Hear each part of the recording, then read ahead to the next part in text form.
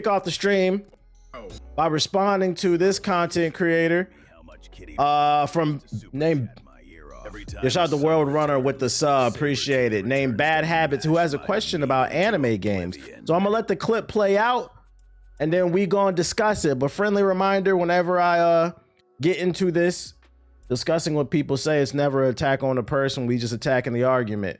So let's talk about it. Anime games. Whose ass must I eat to get a good anime game around here? God damn. Shout out to the ass eaters.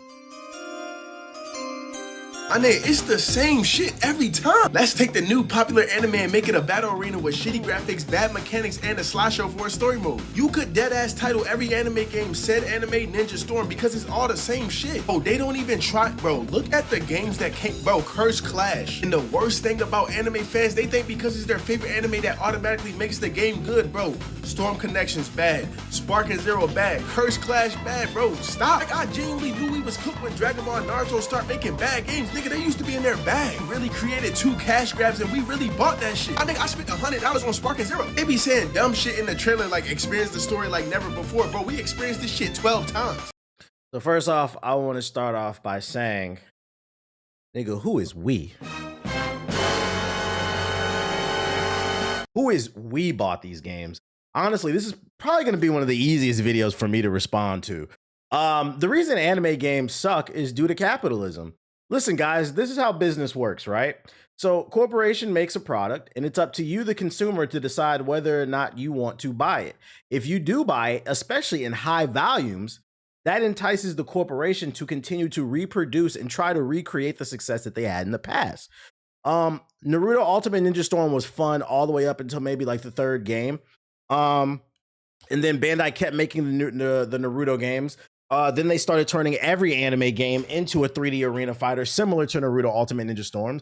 And I picked up on this pattern damn near 10 years ago. I've been bitching about this shit.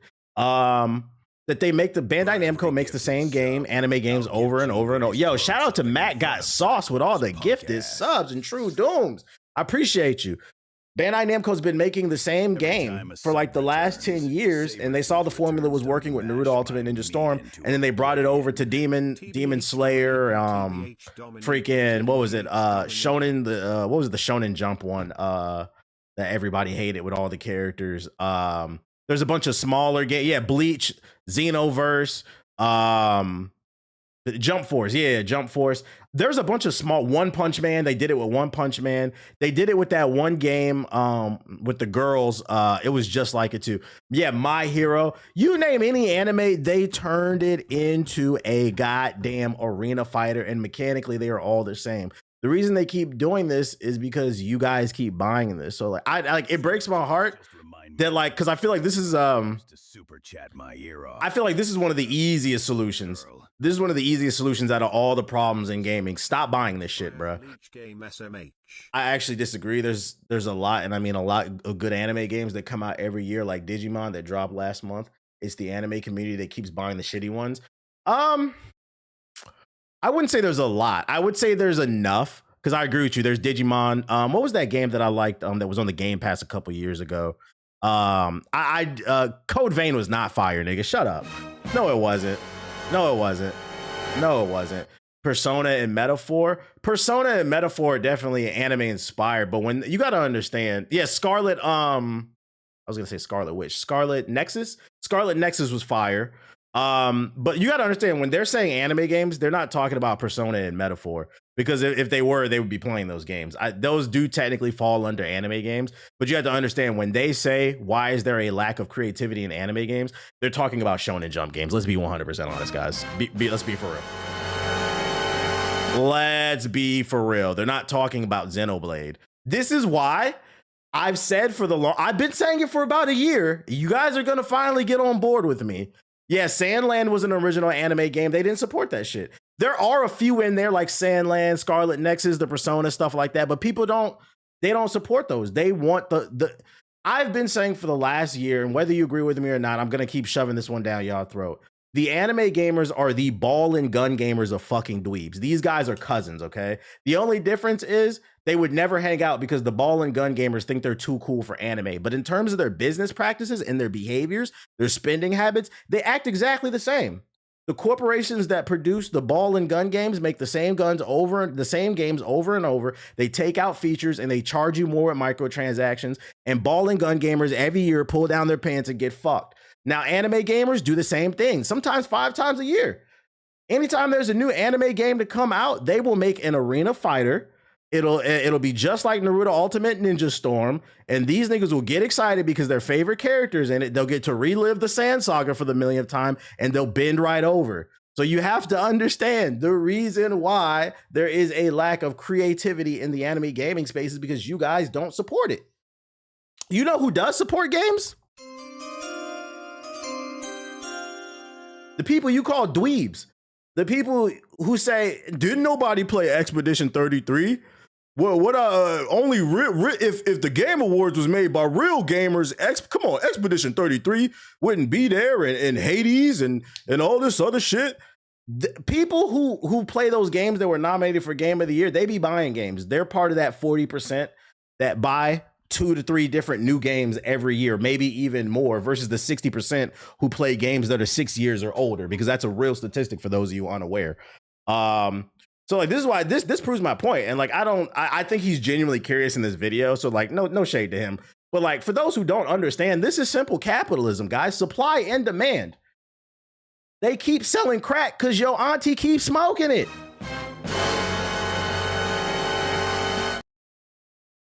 That's just the way things work, bro. The reality is, and this is a deeper cut, we need to have a conversation about, because he even admitted, he was like, they brought this game, Sparking Zero, and we all lined up and bought it. Nigga, who is we? We didn't buy it over here. You bought it, you and your friends. And the worst part is they be talking hot. Last year I feel like Sparking Zero should have been the breaking point for you guys. I'm gonna be 100% honest. That game was the same shit as all the other arena fighters, and niggas gassed that shit up. And the worst part is, not only was it the same shit, they did this is one thing I will give them. They gave you fan service. They gave you like 100 characters at launch, 30 different Gokus. And you niggas played the same 5 characters. Gogeta Blue, Vegeta Blue, Goku Blue, whatever other fusions there are. Y'all all play Golden Frieza. If Black Frieza was in that bitch, you would have played that shit too. Stop buying this shit. It's really that simple. There's so many amazing games out here. And you know what's funny now that I think of it? The anime gamers might be worse than the ball and gun gamers. Hear me out. This is probably gonna piss some of you dweebs off, but listen, man. At bare minimum, the one thing I will get about the ball and gun gamers is, at least for the sports side of things, because EA locked up the exclusivity license with Madden, and because 2K is the only basketball game on the market, their hands are kind of tied. And it's not our place to tell them not to be passionate about their sport of choice, because it's the reason I still dabble in 2K a little bit myself, because I love basketball. I am genuinely passionate about it. So I get it to some degree. I just don't get the excessive spending on the microtransactions. So I halfway understand the sports gamers, because they really don't have much else to work with, and they might not be interested in everything else. We're trying to work you guys into getting interested, but I halfway understand it. The anime gamers, I don't understand you guys, man. And I'm not talking about this guy, but a lot of you niggas don't take showers. We've heard about LA Anime Con. Y'all don't take showers, and y'all buy the same 6 games every year, and then be surprised. The new My Hero joint that's coming out, it might be out. I don't know, because we know it's gonna fucking suck. Shout out to Bryce with the $5 super chat. The new My Hero game, it's just like the last one. It's an arena fighter, but they added more characters, and maybe they added a little bit more story, because like 4 more seasons of the show have came out since.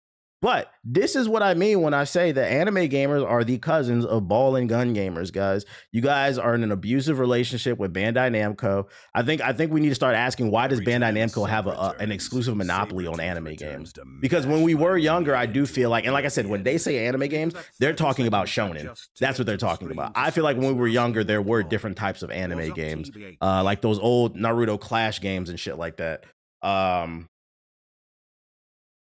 Shout out to Jace with the sub. So hopefully y'all understand, if you want to see more creative things, support more creative things. If you want recommendations, it's like some people said in the chat, check out the Persona series. Metaphor ReFantazio came out last year, fucking fire. Scarlet Nexus, fucking fire. The Digimon game came out. I've seen a lot of people say that Digimon game that came out this year is game of the year. You do have some options for different types of anime games if you are being genuine about anime as a medium as a whole. I suspect most of y'all are talking about shonen. If you're strictly talking about shonen type of games, yeah, Astro Chain was fire. You guys are fucked. If you want better shonen games, because there's no reason Jump Force should have been that bad. Stop buying these games. What's going to happen is Bandai Namco is going to look at their call sheet. They're going to look at their books and say, damn, Naruto Ultimate Ninja Storm 25 is not selling. These niggas finally woke up. Y'all finally woke up. Maybe we should try something new. And then maybe you'll get something more besides Code Vein, because they do have that. Support Code Vein if you like it. I'm not going to say Code Vein was ass, but it was kind of mid. It was like a 6 or a 7. Maybe the second game will be better. Keep an eye on that one. But there are some options out there. There are some options out there. So hopefully you understand that how we spend our money does affect how things are going on in the real life. If you don't understand that, I put it pretty simply. I don't know what to tell you. Anime gamers, in the meantime, while you guys try to wait for a new game, a new creative game to come out, please take a shower, because we know y'all don't. Can we get a Snow Bunny waifu game? Nah, we don't need that. Never that. Did you even beat the Butterfly in Code Vein? That game sucks, bro. I'm not playing that shit. What the fuck, bro? I'm playing no fucking mid Souls game. In other news, there was a rumor floating around. There was a rumor floating around about Grand Theft Auto 6 from this account named Joker. And this is what I hate about what Elon has done to this platform. The check mark used to mean something because you had to earn it. And the reason I know is because I earned mine. See, when I got my check mark back in 2020, before you could buy it, you had to be part of a reputable news organization, and you had to also supply credentials, meaning at least 3 to 5 different articles that you've been featured in by mainstream press. I had that because I used to have my own TV show, for those unaware. It was a part of the reboot of G4 before it fucking fell apart. What's the name? Before you get your jokes off, just remember I did something you didn't, and that's the only thing that matters. In other news, let me stop. Yeah, you had to earn that shit. And the beauty of having to earn that check mark is you knew at bare minimum, even if you didn't agree, if they dropped an opinion, you knew that they were a reputable source. And even if they fucked up, then you question their integrity. You don't have to follow them anymore.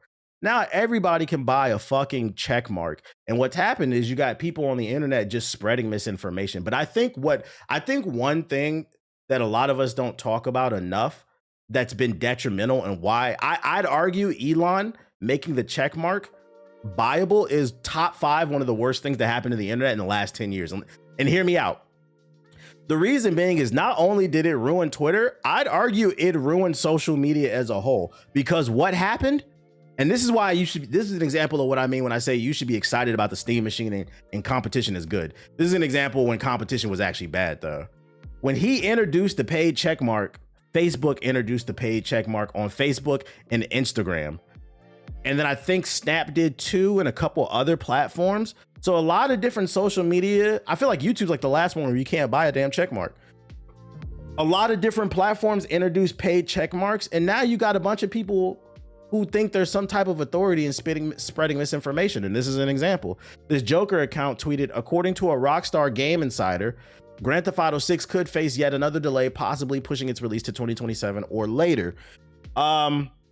This dude Reese from, I think, from GameBiz, I think, game developer interview, he said, this is total BS. I can confirm that Grand Theft Auto 6 is still far out to determine if another delay is needed yet.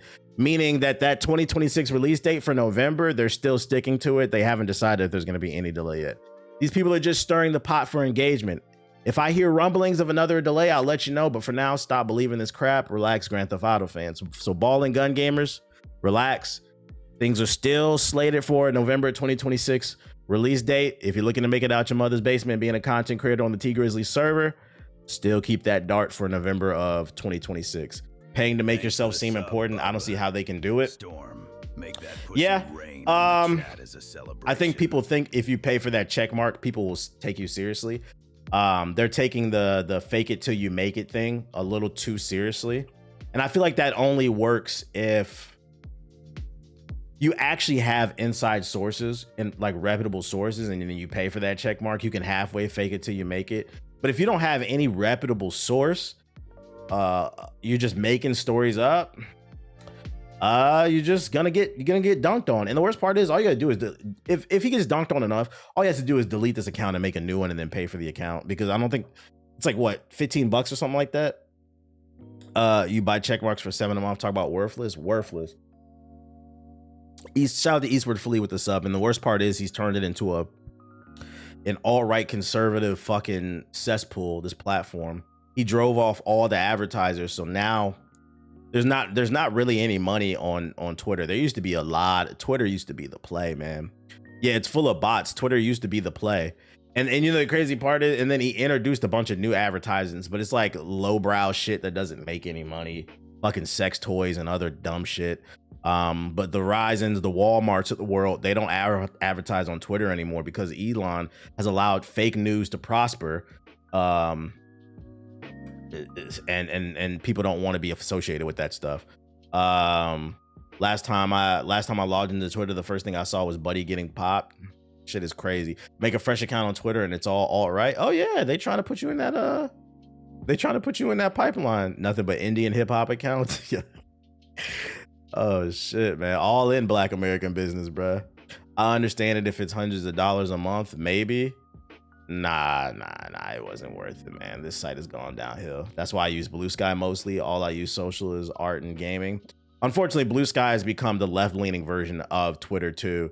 It was supposed to be like a neutral place, but I feel like it's just become a place for like super liberal people to bitch about shit. So like I'm indifferent about it too. He said, "Oh, I know." I've been seeing ICE ads on Twitter. That's gross, man. That's gross. You plan on playing any Arc Raiders anytime soon? No, I don't enjoy that game as much as other people. That game is just okay to me. I don't think anybody will be talking about. I don't want to say anybody, but I think it'll be like Helldivers 2 a year from now. Like it's a great streamer game, but it doesn't interest me. I'm not saying I won't play it again because I've streamed it before, but like I just don't like it as much as everybody else. What else I got? It's not game of the year. What? Oh, Liza P's fans. You play Where the Winds Meet? I have a sponsorship for it, so I forgot to download it. Otherwise, I would have played it today. So maybe Monday I'll run it. I'll check it out and see if I like it. I know Siggy said he thought it was decent. I've seen some people screaming this game of the year. I'm like, all right, I'll see for myself. Liza P director says, "I will not disappoint you when it comes to the sequel, and after playing its award-winning DLC this year, I fully believe Liza P was already one of my favorite non-From Software Souls-like, partially because I'm a big Sekiro freak, but also because it was very well put together. Then his DLC released and it blew my freaking socks off. It's done good by developer NeoWiz 2, not only selling well, but also pulling an award for Best Game Expansion during the Golden Joystick Award. So it won Best DLC. Nice. Speaking of Games Radar, via interpreter director Choi Ji-won is honored to receive the accolade. They're honored to receive the accolade. They said, "I'm so happy that I'm lost for words right now. We didn't just view it as just pure expansion, but almost as a sequel and a brand new project. As for the actual Liza P sequel, that's in the works." He asked fans to please stay tuned. We're working really hard and we will not disappoint you at all. Which means, ladies and gentlemen, we about to have some fire streams. Are you going to play the Marvel Token beta next weekend? No, I don't have access. I didn't sign up for it. I know I'm going to buy the game. I don't really care to play it. I got too many games to play. I don't really care to play it. I'll play it when it comes out. And you know what? I fully believe him. Overture is, in my humble opinion, one of the best DLCs released for a Souls-like game, period. It's imaginative and well-designed, sure, but it also makes NeoWiz finally finding its legs after a game that initially struck critics, including us, I'm sorry to say, as a Bloodborne carbon copy. It achieves this through pure narrative and stylistic flair. I agree with that. The DLC was really good.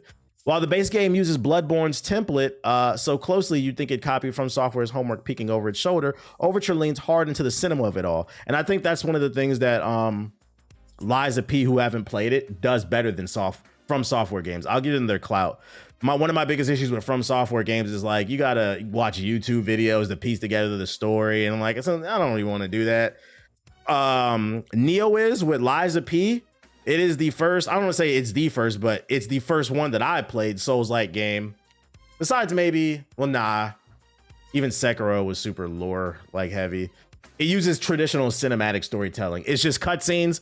Point A to point B, it's very easy to follow the story, and then you get into the fight. I'm gonna be honest, I wish From Software would do that too, because I feel like mainly we're playing the games for the fades, so like I would appreciate the story even more if it was straightforward, because I feel like I'm already mentally stressed out with these fights. When the fight is over, I just want to enjoy a good cutscene. I think they did it with Sekiro. They did it a little bit with Sekiro. It had some cutscenes in there, but you did have to really pay attention to everything the NPCs were saying when you were talking to them. And then also certain NPCs would only say certain things about the story if you were there at the right time or did the right thing. So it was still very lore heavy and untraditional. It was easy to miss stuff, I think. Like I'd argue it was easy to miss the true ending. Like unless you went on YouTube and like you might have not known that Ishin, because you might have not known the Shinobi Way or some shit like that. I don't know. But yeah, I would say Sekiro is the closest, but even still, Liza P does it better. From Software likes to appeal to the vagueness. Yeah, I get it. There's an audience for that too. They did it with Kazaa as well. Yeah, they did it with Kazaa, but I don't feel like Kazaa's story was interesting. I think that's the difference. Liza P's story was genuinely interesting, especially the plot twist at the end of the base game. I was actually like, oh, okay, that was pretty good. Cause I couldn't tell you what the fuck that game was about, other than I enjoyed the fights. That was it. So I feel like they really stuck the landing. But yeah, no spoilers in the chat. Some people haven't played it, especially because it's Black Friday. Liza P is on sale for Black Friday for like $30. I know because I seen somebody tweeting about it. Cause I was a straightforward revenge story. That's how you know that shit was Basura, because I couldn't tell you nothing about it, man. I just ran the fades. Did you create the ball and gun term? I see it going viral on Twitter right now because a guy posting him emulating old games. I have that saved too. We're gonna talk about that in a second. No, I did not create that term. It's actually it's an old tweet that went viral, and like it seems like once a year it resurfaces. I do feel like I feel like I did bring it back into the zeitgeist, if that makes sense. Like I made it popular again, but no, I didn't create it. I'm not gonna take credit for that shit. Cause I feel like once I started saying it on stream, a lot of people started saying that shit. But nah, it's an old tweet that went viral.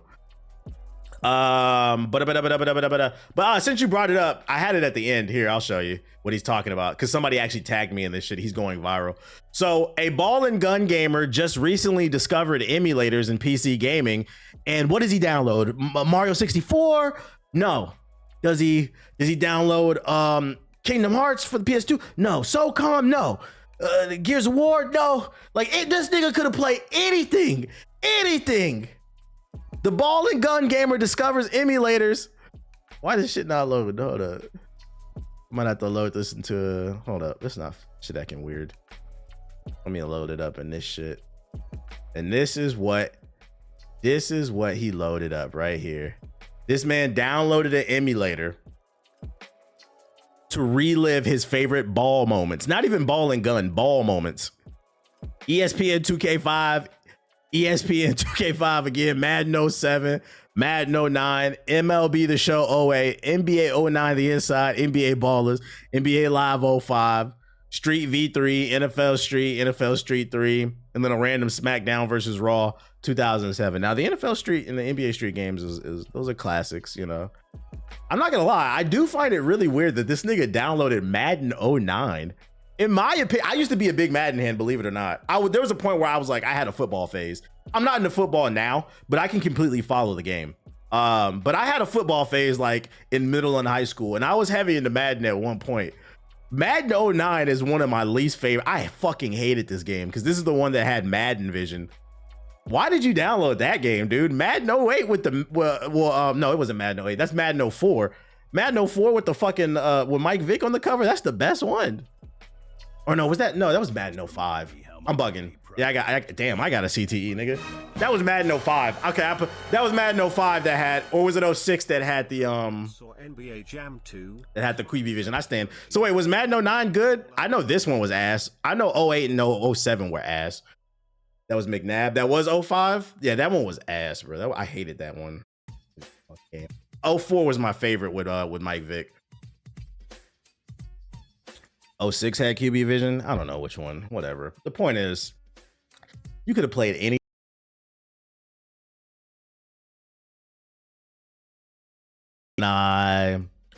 Donkey Kong 64, Ocarina of Time, Twilight Princess, Smash Bros. You could have emulated Breath of the Wild in 4K allegedly. Yeah, Sonic Adventure 2. Fucking Beyond Good and Evil. Like, I could literally just keep naming Def Jam. This nigga downloaded Madden. This is nasty, bruh. True Crime, the old GTAs.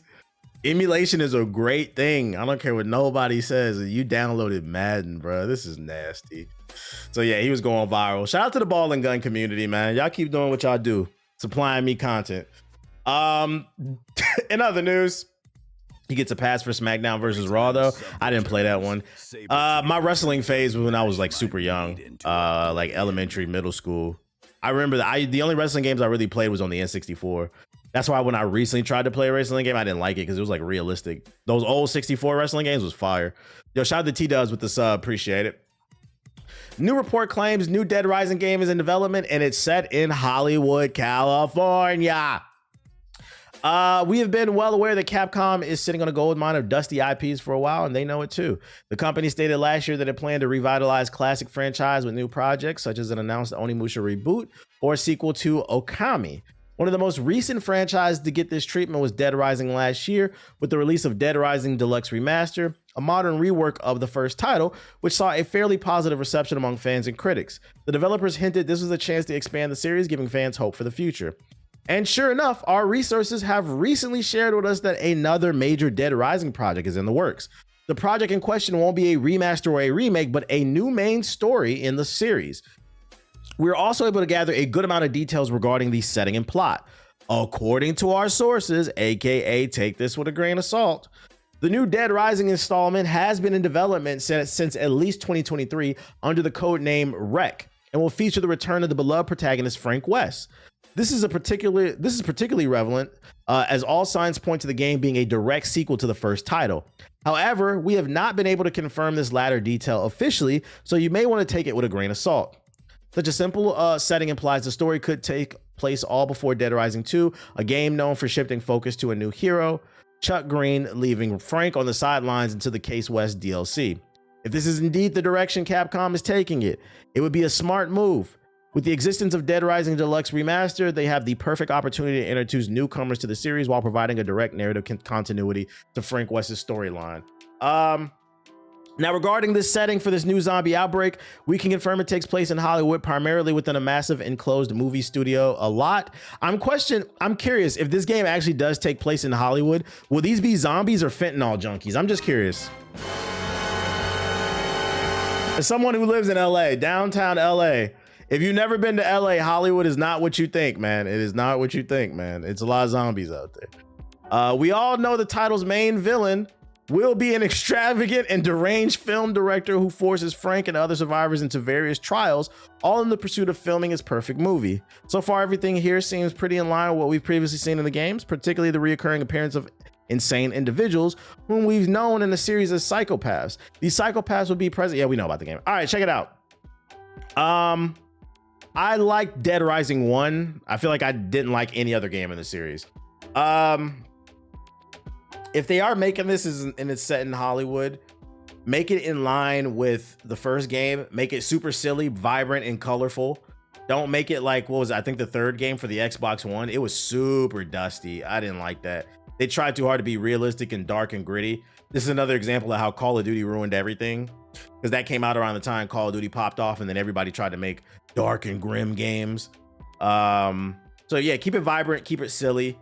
Some of y'all might not agree with this, but me personally, one thing I didn't like about the original game was a lot of the psychos, the boss fights, they were like timed events. So if you weren't on the right side of town at the right time, you wouldn't run into an enemy. I think they should switch that up and just make it to where if you do the right thing, like the right side quest, you set off the right group of events, you can fight that boss. But just remind me how much I was pissed off finding out I missed out so many bosses and I had to go to YouTube to learn how to get them.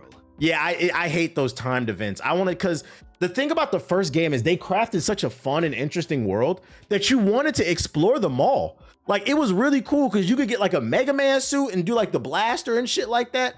But I feel like it kind of counters your ability to really indulge in the world when you have these timed events. And some of the best parts of the game are also the psychos that you can fight. So that's me personally. They don't have to do it. That's just me. I didn't personally like that. And then also make sure we can read the text, because the original Dead Rising was the first Xbox 360 game that was in HD. And the display, you couldn't read the text if you didn't have an HD TV. And I know that because I didn't have one at the time. I still had a CTR TV or CRT TV. And if you had that, I think that's part of the reason, maybe that's one of the reasons why I was missing the fucking missions. I couldn't read the text. I could only listen and watch the cutscenes, but I couldn't read the text because it was in HD and my TV wasn't. Yeah, the timer threw me off the series from the jump. Wasn't the whole game timed? Yeah, that's what I'm saying. Or okay, here's a happy medium then. If they don't get rid of the timer, can we slow it down a little bit? It was too fast. We could do that. I'll accept that if we want to keep the timed element. But it was just too fast. It was very easy to miss out on a lot of cool shit. So a lot of the things that I know about this game, it's because I learned it from YouTube. I didn't feel like going back and trying to get to point A to B within 15 minutes and kill. It'd be like, yo, you got to get here in this side of the mall within 10 minutes and kill 200 zombies with straight headshots, or you're not going to fight this person. I don't want to do that, bro. I don't want to do that, man. I don't want to do that. Game facts game for me. Yeah, you had to use the game facts. But I'm happy to hear there's a chance that it could be coming back.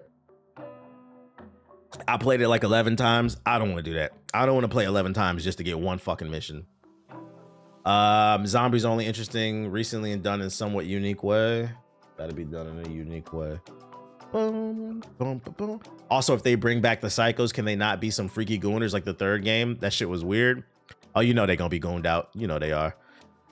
The last Dead Rising I played was the Xbox One was released. That one was ass, bro.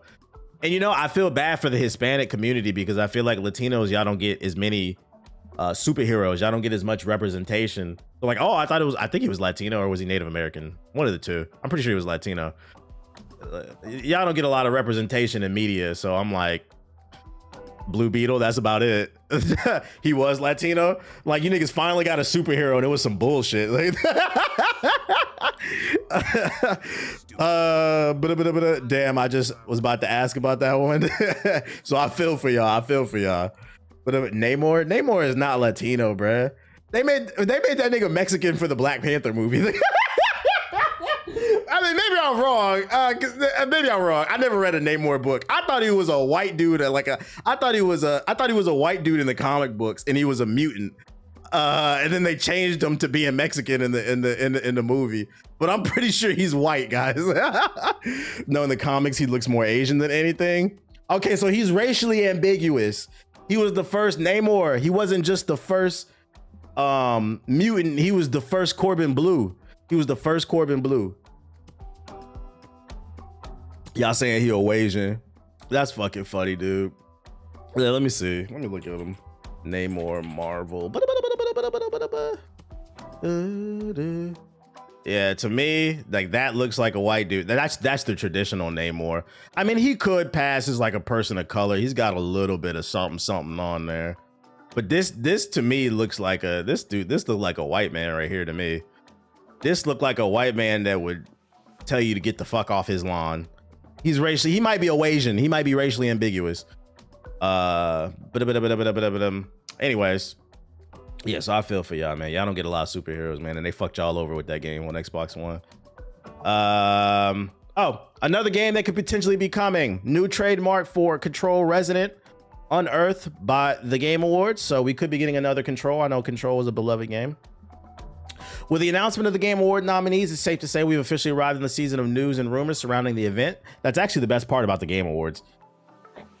That's what I don't understand, why people get so mad about the Game Awards and what gets nominated for Game of the Year and what doesn't. I personally don't care what wins. I'll be there for the announcements. But anyways, we already seeing the effects behind the scenes from the recent rating for a PC port of Death Stranding 2 on the beach to Hasbro. Death Stranding 2 on the beach to Hasbro confirming that Exodus will be part of the Game Awards lineup. I'm excited about that. But this appears just to be the tip of the iceberg, as yet another recent move suggests that an announcement related to Control's franchise is imminent. Control Resident has been trademarked by Remedy. This speculation of ours is tied to a recent trademark discovery, as a product titled Control Resident has recently been registered in Europe. The product in question is classified under several tags, including video game services, miscellaneous products, and the production of an entertainment show or a film. So video games, toys, and then TVs and movies. Does this mean the game is going to be called Control Resident? No, but it's a possibility. This is in law. They're trademarking it because they want to hold the name, but also you guys got to take it with a grain of salt, because the way trademarks work is it could be a situation where they have like 5 names on a whiteboard and they haven't decided fully yet what they want it to be called. But instead of trying to leave it up to the name being available still for the public, they'll just go buy a bunch of domain names, buy a bunch of trademarks. So this doesn't guarantee it's what it's going to be called, but I will say don't be surprised when they announce it, it's called Control Resident. Are super chats off? No, I haven't gotten one. Unless I missed it, but I saw the last one. Yeah, I haven't gotten one. Oh, never mind, I did. Let me scroll up. Shout out to Baki the Beans with the $10 super chat. I don't know why it's not playing. Shout out to Shax with the $10 super chat. He said, damn, he could have at least got NFL Blitz and Jam too.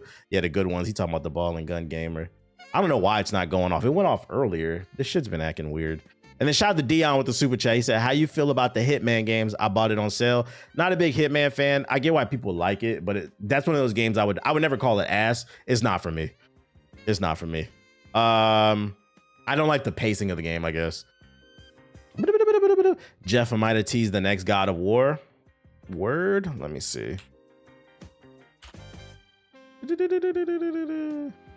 I'm not well, Jeff Keighley. He tweeted out this way. Regal Inspiring Thickness. Is that supposed to be... So why are we thinking this is God of War? The only thing I can think of is this supposed to be the alligator god in Egyptian? Because I remember they were hinting at Egyptian shit in God of War. The armor. Oh yeah, it kind of does look like it. Yeah. But I'm not versed enough in mythology to know what any of this is, other than that could potentially be an Egyptian god. Sobek? Yeah, I think that's his name, Sobek. He was in Assassin's Creed. So yeah, people are thinking this is going to be God of War. I'm going to be honest. If they announce a new God of War, I'll be excited if it does take place in Egypt. But then I'm going to dial back. Then I'm going to dial back Judgment, just because I didn't enjoy Ragnarok near as much as I did 2018. 2018 was fucking great. I'd say that was a modern classic, matter of fact. But Ragnarok, I know some of y'all want to die on that hill. The beginning of Ragnarok, the first third of the game was fire. Especially when you fought Thor. That beginning fight, that was fire. The ending, the last third of the game, fucking gas. But the middle of God of War Ragnarok was straight. That shit was boring, bruh. It was a lot of fat in that game that was just unnecessary. So like I needed to be like 2018. The story, it felt rushed. It did. Like the story just didn't hit for me, man. I think I'm not gonna lie, when you say God of War Ragnarok, the first thing that I think of is it was after some boss fight in that snow area. I'm fighting for my fucking life.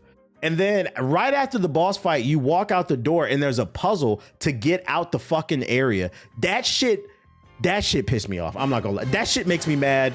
That was some of the worst pacing I've ever seen in a fucking game. If my brain is fried, yeah, the wolf boss. If my brain is fried after a boss fight, why the fuck would you put a puzzle there?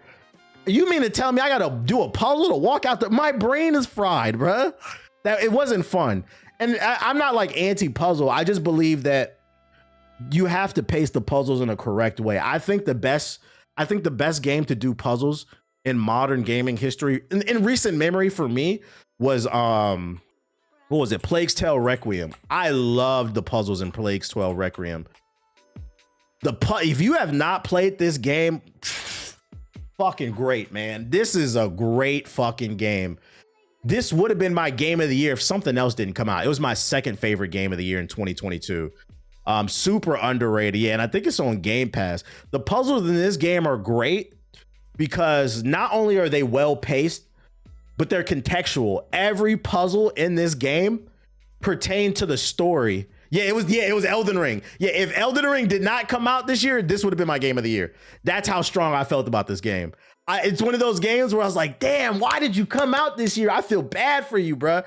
But you wasn't. It's like when GTA 6 comes out next year, ain't nothing beating GTA 6, bruh. It just came out at the wrong time. But if this would have came out the same year as like Astrobot, I would have put this over Astrobot. Absolutely.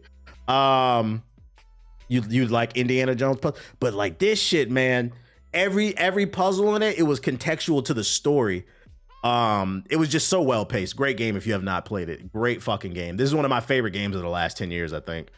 The puzzles and partially bothering, I just wish they would have gave the player the option, but the puzzles in Ragnarok were basura. If they're gonna take a very puzzle heavy route with the next God of War, please make them fun, interesting, and dynamic. I think that's another reason the puzzles in Ragnarok got on my nerves. They were all the same. Within the first 2 hours, you saw every different type of puzzle type. I'm like, bro, get the fuck out of here with this shit, man. But like the puzzles in this game, no two puzzles was the same, and they went perfectly with the story and the environment. Like it was just something it felt like it was naturally a part of the game, not some forced bullshit. Yeah, it was filler. It felt like it was filler. So yeah, hopefully they improve on that pacing. But you know, the first third of Ragnarok was fire. The last third, it was just that middle section.